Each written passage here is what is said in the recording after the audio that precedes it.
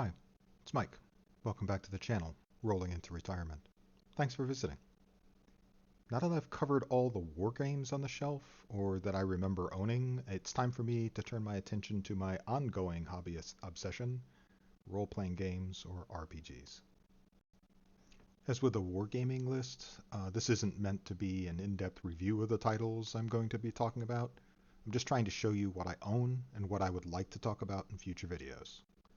As always, if there is a game or game system that I own that you would like me to do a deeper dive on, just please let me know. I've had some of these books since my late teens, so some of these things that I generously call books are really more like collection of pages held together by duct tape and hope than actual books. So they are in rough shape, and I know it, but I just can't get rid of them. There is just too much sentimental value there. I've actually got a lot more than just these titles in terms of supplements and adventure modules for many of the game systems that I'm listing, but I really didn't want to make this list too long. I can do smaller videos that show the individual adventure modules I bought for some of these games if there's any interest. Are you ready to explore my bookshelf with me? Okay, off we go. So today's topic is obviously RPGs that I own. There's a lot here, and there are even more titles that I own in digital format as well that I'm not even going to talk about in this video. I'll start with what is on my shelf and then see what the future holds or if there's interest in what else I have. As with the war games, some of these covers and boxes have long since given up the ghost, but I've been able to at least salvage some of the box art. I use each of these games as reference for adventure ideas or mechanics on a pretty regular basis. At least in my opinion, one of the best things about buying an RPG is that even if you don't end up liking the game, there might be a mechanic, an idea, or an adventure that you might want to steal and insert into your current campaign or game. My players will never know just how many of their adventures were reskins of missions or adventures from other sources. This list is in no particular order other than how I found them arranged on my shelf. I don't know that I could really rank them, as each of these systems has its own unique and wonderful features. By the way, this will serve as a trigger warning for those that like pristine RPG books. This is one of the books that's actually in better shape. This is Star Trek Adventures by Modifius. Alright, I'm not going to lie, I'm a Star Trek nerd, if this list doesn't make it painfully clear as you go through it. I'm also a Star Wars nerd. If you were to ask me in a conversation which IP is better, I would politely tell you I have to go to the bathroom and then crawl out the window to avoid answering that particular question. This one here is one of my Gen Con purchases from a few years back that ended up costing me a lot more money to send home via FedEx along with the rest of my haul. I also bought the game on PDF as I'm trying to preserve this book better than some of the others that you will see later in the list. To be honest, I wasn't really as impressed by this book or this game as I hoped I would be, but that's a story for another day.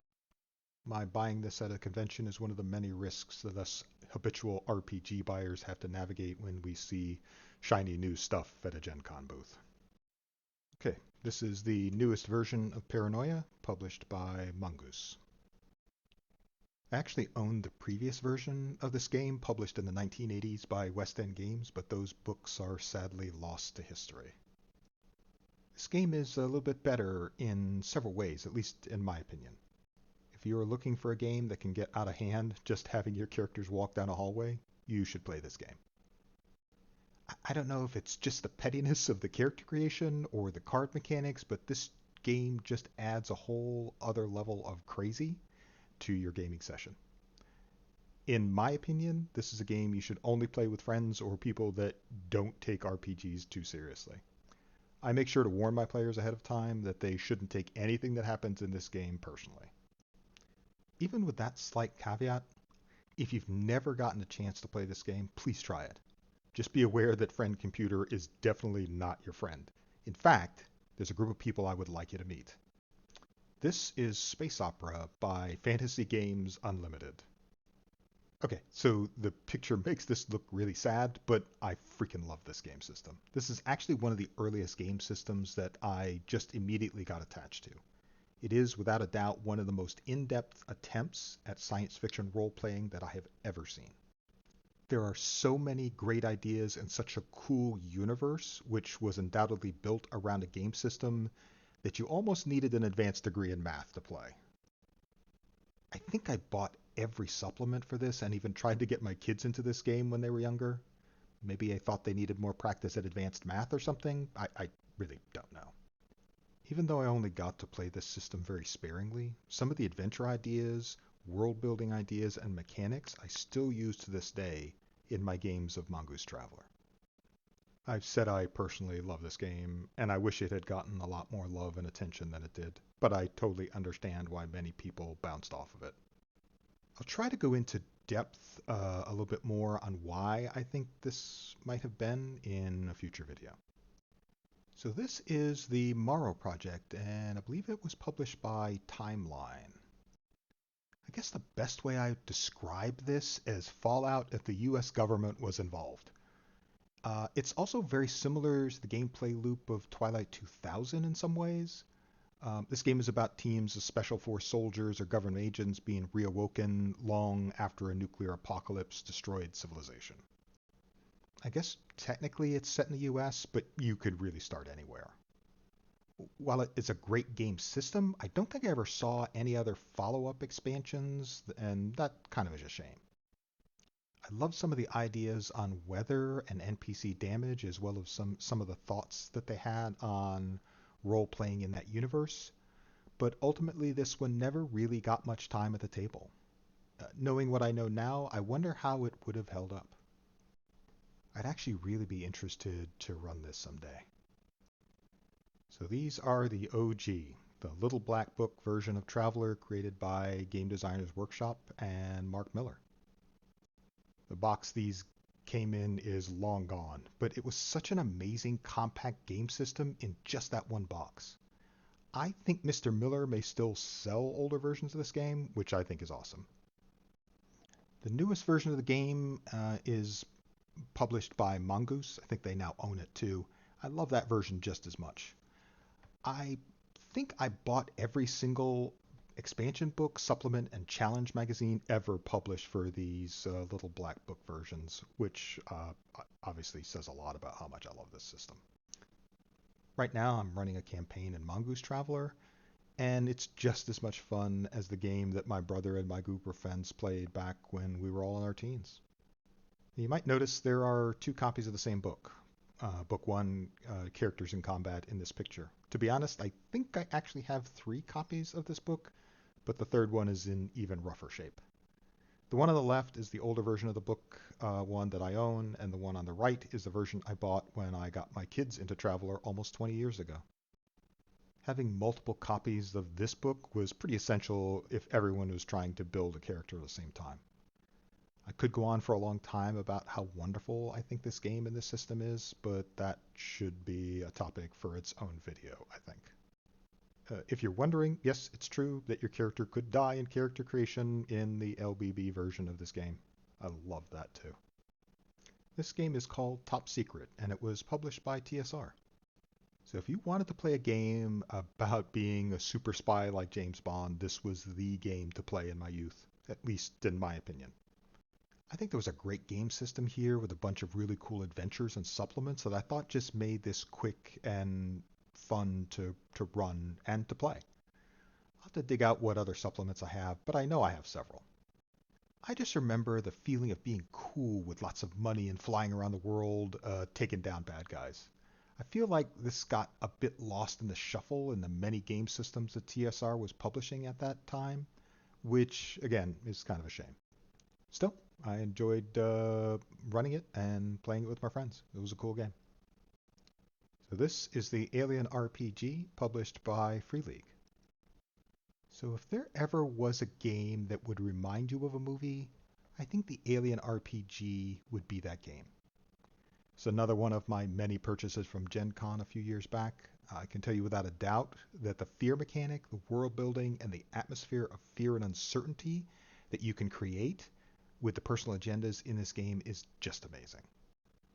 If you haven't gotten this game and really want to have a game that reminds you of the movie, I would recommend getting this. I know there is some question about the viability of playing the game that's always revolves around the big bad alien trope, but to be honest, the human interactions are what really make this game work, in my opinion. To me, the aliens sometimes aren't even the worst creatures that a player has to deal with. The human characters in the story can be a lot worse. So I think, to me anyway, leaning into the idea of the creature being only one of the many dangers can create some really great gameplay experiences. All right, this is Dungeon Crawl Classics by Goodman Games. I actually wish I had played this game when I was younger instead of waiting until later in life. This game has so many fun aspects to it, I really feel bad I never played it before. From the incredibly fun and brutal funnel system for creating characters, to sacrificing bits of your body to make a spell stronger, to possibly growing horns and scales if your magic attack fail, there is so much to love about this game. This game is both familiar to us old school D&D players and fresh enough with the new mechanics to make every game interesting and potentially a bit dangerous for your players. I think the magic system is just so interesting. I want to play more of this game just to see how badly something can fail. I think if there's one piece of information from the rulebook that says everything, it's this piece. It's on page 116. Low-level mages are powerful. High-level wizards fear for their souls. That should probably tell you all you need to know about the magic in this game. I can't recommend DCC enough as an alternative to D&D if you have the time and the resources. This is the Dying Earth box set, again by Goodman Games. So this really isn't a new game system. It's really just the setting, which I just think is freaking awesome. This is another Gen Con purchase from a few years back. I've been so excited to try this out at the table. Unfortunately, I just have not gotten the chance yet. While it's been something like 30 plus years since I read the first Dying Earth book, I remember snippets of the novel as I read through the information contained in this box.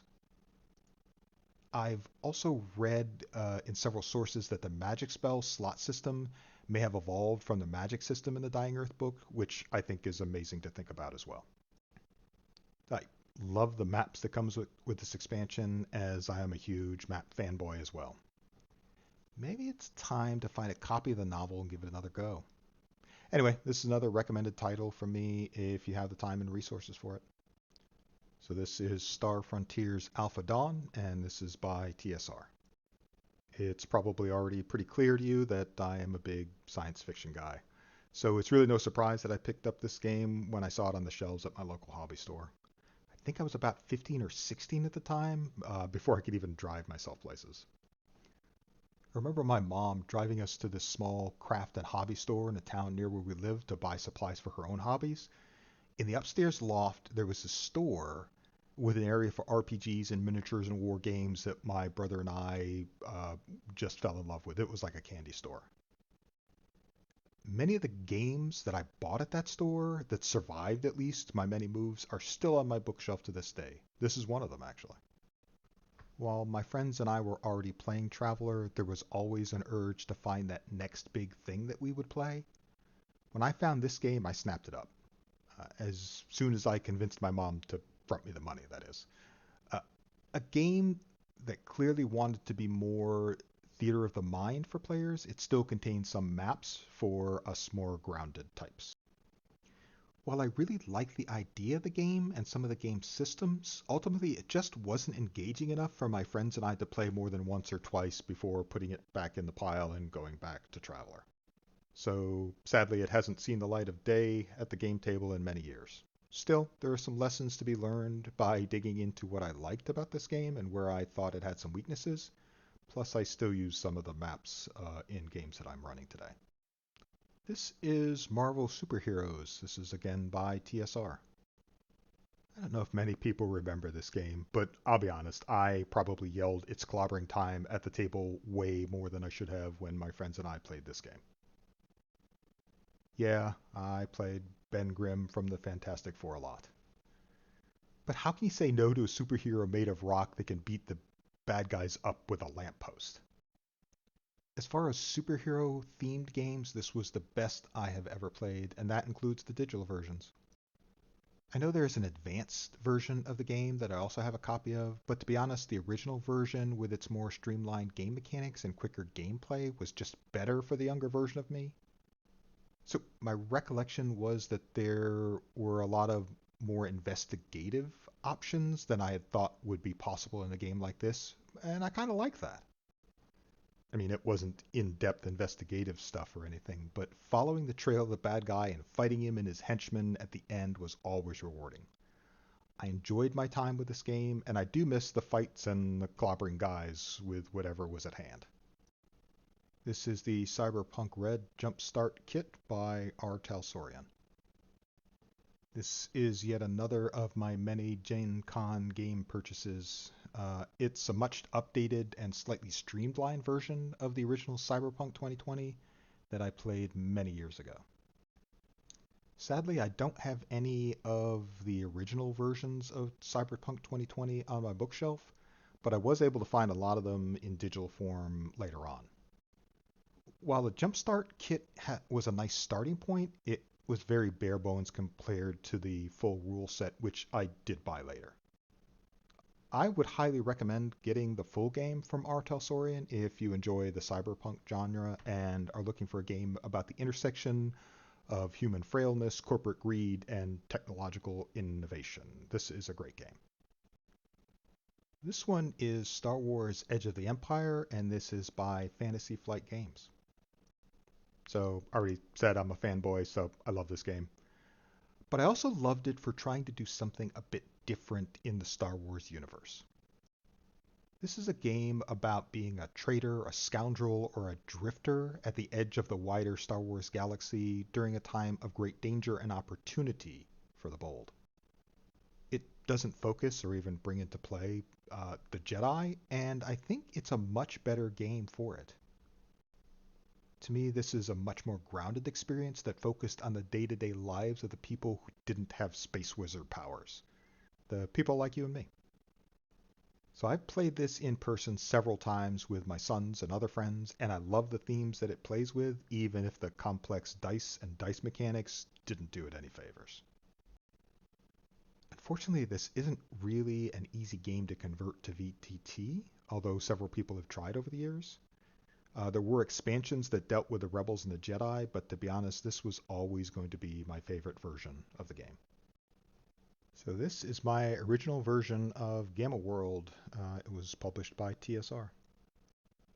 Yeah, I know it looks rough. For those of you that have played Mutant Crawl Classics, a game that I unfortunately don't own in hard copy format, this game will be very familiar to you. I think of this as like the OG Mutant Crawl Classics. You play as a human or a mutant that begins to explore the wider world around you that was destroyed long ago by atomic war and devastating catastrophes. I think the real world settings that have been changed to what it might look like during a post-apocalyptic setting is a really amazing way to do this game. While it was fun for its time, I think MCC does so many of these things better than this game did, so I can't really recommend getting this game unless you want to be collecting a classic. So this is a game called Chill, and it was published by Pacesetter. This is one of the original horror-themed games that I was able to find in my area, so it was a great intro to the horror genre for those of us that watched Bela Lugosi and Christopher Lee chew up the screen in their roles as monsters of the night. I really loved those movies when I was a kid, so this was a no-brainer purchase for me when I saw it. The game system was enjoyable but fairly simplified at the same time. It was another game that we bought that my friends and I unfortunately bounced off of pretty quickly. Still, it did provide some great ideas on how to run horror themes in some of my other game systems. This is Pathfinder First Edition, and it was published by Paizo. You probably already knew that I would have this one on my shelf. I love the game system as it was more of an evolution of the third edition of D&D than anything. I played this game in person, but also on VTT, so I'm pretty familiar with the rules and at least how I ran them. I'd say that the game system was fun. if a bit too heavy on the modifiers and calculations than I would have liked. Still, it's a great game system, and it has an absolute buttload of fantastic modules to run and steal ideas from. Surprisingly, I haven't really found much interest in Pathfinder 2nd Edition, but that could just be due to my lack of time in the last few years. I'd like to learn more about the 2nd Edition to see if it's something I might like. This is Dungeons & Dragons 5th Edition, and this is by Wizards of the Coast.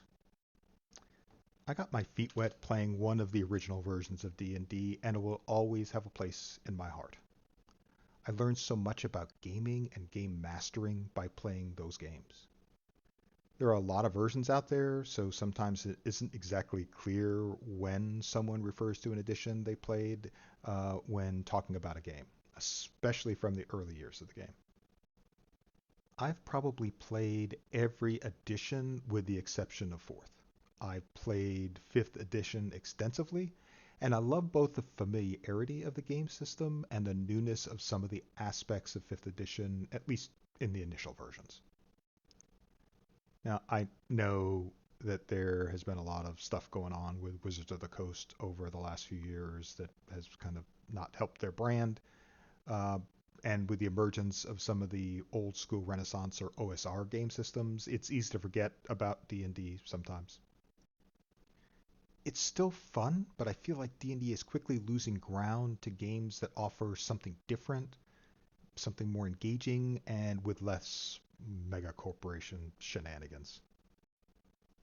I'll be honest, I likely won't be getting any of the new or 5.5 edition or whatever they're calling it these days, as I feel like the game has gotten a bit too far away from what I enjoyed about the system. I'll most likely be playing OSRs going forward, but I still want to acknowledge this game and all it gave to me in my youth. This was a great game to play. This is the original version of Twilight 2000 by Game Designers Workshop. This was a great game idea that unfortunately wasn't as popular or as easy to run as I had hoped when I originally bought it, and some supplements and adventures. The mechanics were fun, but I just didn't find enough in the rules to give me a sense of how to turn a group of soldiers on the run into a compelling game story that didn't revolve around becoming the local warlords. The theme of surviving the Third World War that used tactical nukes isn't exactly the most uplifting game either. Sadly, my friends really never got into this game system. I know that Mongoose is trying to bring this system back, and I really hope they find success. So this is the original version of Degenesis, and I believe it was published by Six More Vodka. This is another game system that I bought at Gen Con a few years ago. I opened the book, saw the art and images in it, and bought it on the spot, before having read really anything related to this. The art and the art style of this book and this system is simply amazing. The world building is incredibly detailed and interesting with lots of factions and ideas to play around with. But wow, did I bounce off this game hard when I started trying to figure out how to create characters in this system. To this day, I don't think I truly understand what the actual flow of character creation is or was supposed to be, no matter how many times I read it. I guess I simply didn't get it when it came to the game mechanics, and that is a real shame. As an art and world building book, this is one of my all-time favorites. As a game system, not so much.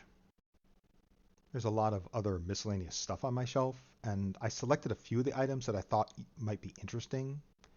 As I mentioned above, I haven't included all the supplements and adventure modules for all the games listed, but I might do that someday if there's interest. Anyway, let's continue on. These are Star Wars blueprints. I think they were published by Bantam Books. Yeah, I bought the blueprints to the Death Star and the Mos Eisley Cantina. You would have done it too. Before the days of the internet, this was really the only way to figure out what something looked like if you couldn't draw a straight line like me. I love the blueprints and deck plans for my ships and stations, so this was obviously a no-brainer of a purchase for me. I think the problem is that these are true blueprints that were never really designed to use in a game, but I used them anyway to give people a sense of what they were seeing or what other people were talking about. I just had to keep them away from wanting to draw on this because that would have freaked me out. So this is Merchant Class Ships. This is Book 2, and this is made by FASA. This is one of the many supplements that I bought for the original Traveller game system. I loved a lot of the stuff that was made by FASA for the system, especially the ship deck plans. I still use these deck plans in my games of Mongoose Traveller to this day. They are that good. If you're looking for game plans for your gaming session, I would highly recommend getting these from Drive-Thru RBG or another provider if you have the funds. I've converted these to images that can also be imported to VTTs as well, so it doesn't have to be used in person. I think I really like that part. So this was the original Atlas of the Imperium. This was actually published by Game Designers Workshop.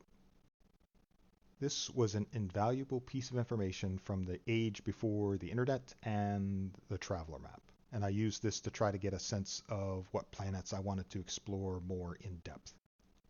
While it wasn't all-inclusive, it gave enough information for the basis of a world description, and so I could set an adventure on it. It was pretty cool.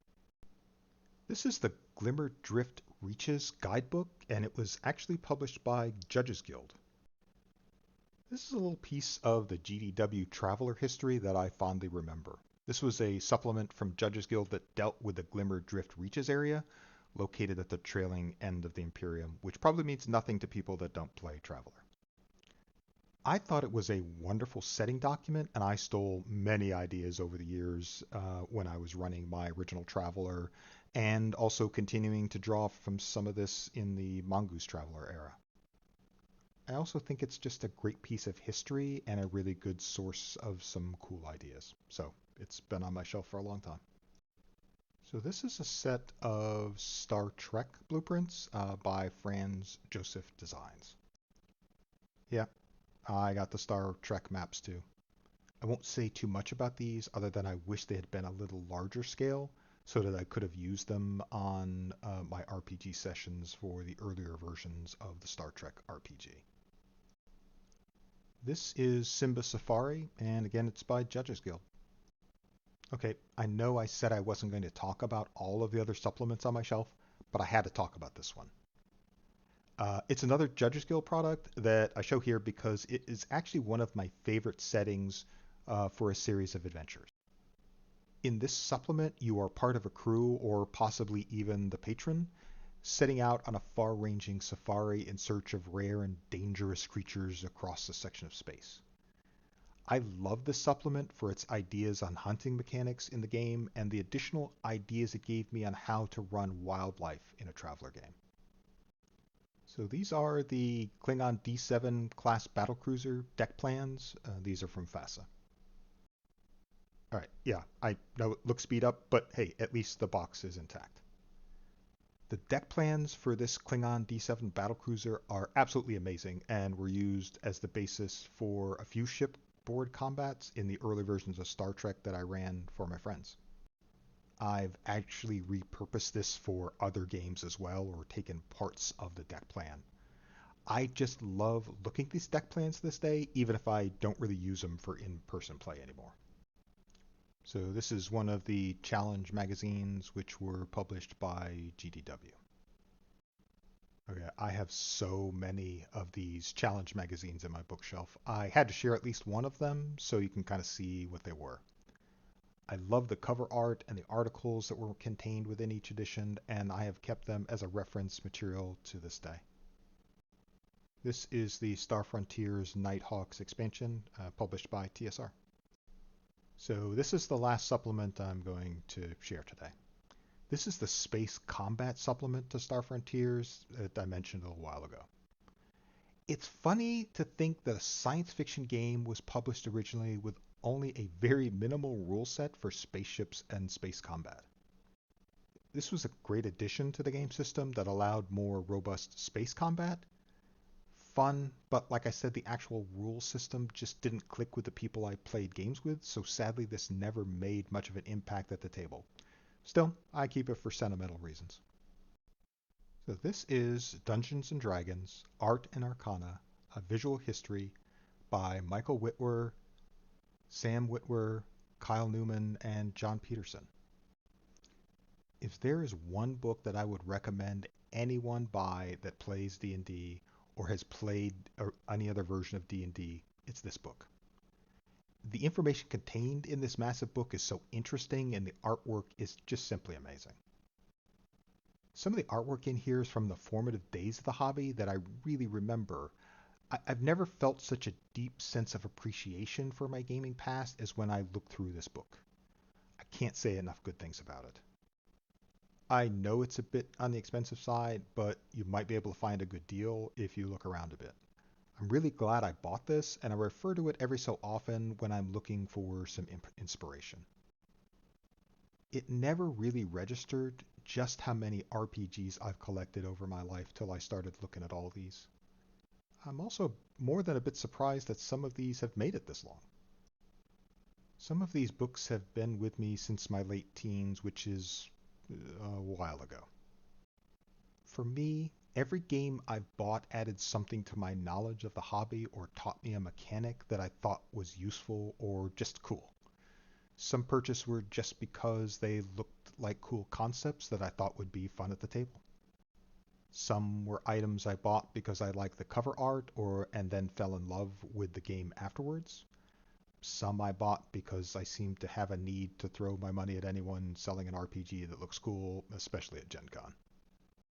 I know that not every mechanic fits every system, but if I can figure out a way to shoehorn a cool mechanic into a game I'm running, I'm doing it. After this, I think I'm going to try to do some in-depth walkthroughs of some of the game systems I have on my shelf. I'm not a fan of talking too much about games that I haven't played, so I will likely stay away from covering those games until I've actually run them. I don't think I'm really qualified to be a judge of how a game plays from just a read-through, to be honest. In the future, I'd like to go through some of the RPGs that I run on Fantasy Grounds and Foundry. I know that there are other VTTs out there, but those are the ones that I use the most and am at least familiar with. Of the two, Fantasy Grounds is by far my most played VTT, although I love the options for lighting and sound in Foundry. My brain can only handle so much VTT information before it starts leaking out my ears. If there's interest later on, I also might go over some of the RPGs that I bought digitally through Drive-Thru RPG or other sources. Please let me know in the comments if there's something you would like me to do that you're interested in. Also, let me know what games you remember or books that you hold on to even though they are in rough shape. It'll be good therapy for me. I hope you enjoyed this video, and thank you for visiting my channel. I hope you have a great rest of your day. See you next time.